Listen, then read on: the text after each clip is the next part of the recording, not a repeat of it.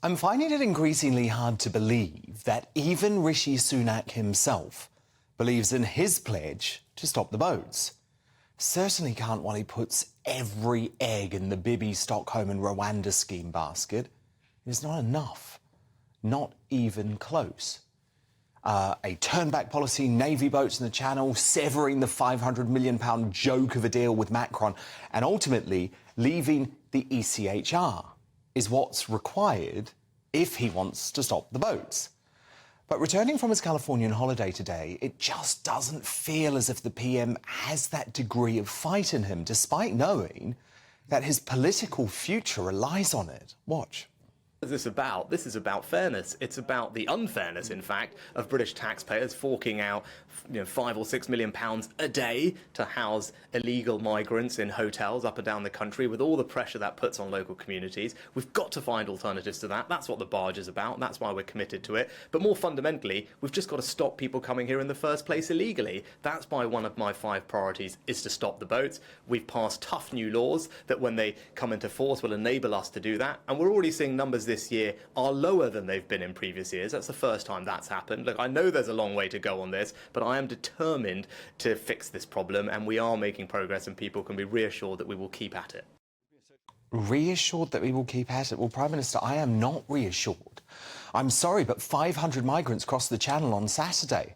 The French, as usual, shepherded them into British waters. 6 died because the cretinous people smugglers didn't even provide those young men with life jackets. And keeping at it just isn't good enough. The invasion of our southern border has been a national emergency for over 2 years. Your Home Secretary knows it, your party members know it, and anyone worried about protecting the lives and livelihoods of Brits knows it as well.